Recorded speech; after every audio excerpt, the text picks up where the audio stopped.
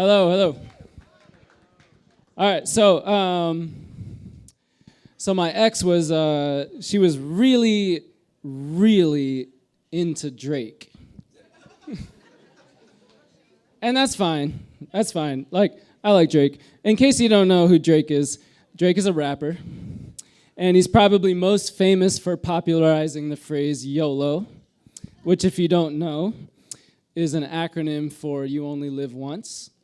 And it's a thing that young people say to basically justify having already done or being about to do something really ridiculous, dangerous, or just fucking stupid.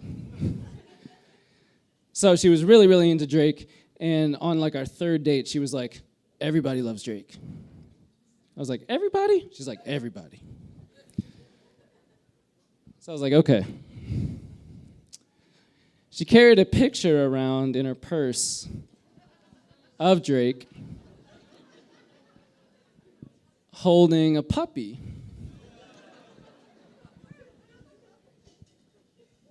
And she also had a puppy. So as far as she was concerned, they were soulmates. So she asked me one day, she was like, do you want to go to Drake night? And I was like, okay. So if you don't know, Drake night is a night where you go to a club in South Philly, and the only thing they play is Drake songs. So I was like, sure. So we go, and we pregame. And in case you don't know what pregaming is when you, it's when you get shit-faced before you get shit-faced. So we go, and we pregame, and we get in the Uber, we put on our nice clothes, we get ready to go, we have a few shots, we have like a glass of wine, a nice dinner, we go, and I should have known this was a red flag, but she looks at me in the Uber and she's like, I just want you to know, I can be a real brat sometimes. And what I should have said was, bye. But I didn't. I was like, are we still getting dim sum next Saturday or what? Anyway, so we're in the Uber, and I could see the brat face coming on because we pull up to the club, and to her shock and amazement, she discovered that there are a lot of people in Philadelphia that also like Drake. And the line is wrapped around the club, and there's probably like 100 people.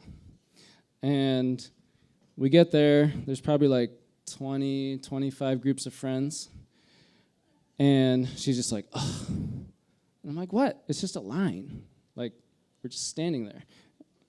Whatever. So we get in line, and it's cold, and we're waiting, and it was probably like an hour. And her friends are texting her. They're like, where are you? She's like, we're outside. We have drinks for you. We're still outside. It's so fun in here. Like, you know. And she's like, we're still outside. And I can tell at that very moment we're about to have our first fight. Because, like, it's gonna happen. Like, she doesn't like lines. I'm okay with lines. You're just standing there. You don't have to do anything. You're just like, it doesn't take that much work. It's annoying, but like, whatever.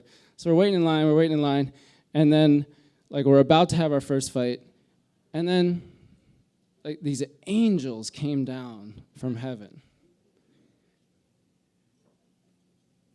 And this group of angels was called Drakespeare. And if you haven't figured it out, it was as if Drake and Shakespeare had a baby. And they come out of nowhere, and they're in these Shakespearean costumes, and one had a chalice, whatever, sorry. And they were legit. Like, they had a poster board. It said hashtag Drakespeare. And Drake has this album called, like, What a Time to Be Alive. So they're like, what a time to be alive. What a time to be alive. Whatever. And I'm like, this is amazing. This is fucking amazing. And I look around, and she's gone. I'm like, where is she? Like, what do you mean?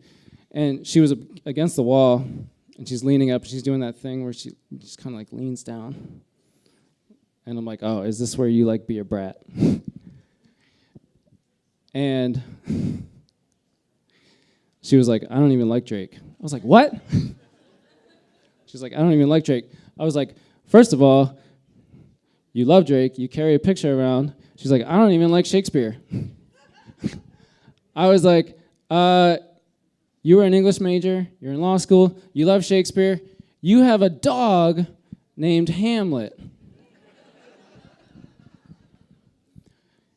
Anyway, the coolest thing about Drakespeare was that instead of saying YOLO, they were saying Fapobo, which was, for a person only has but one existence.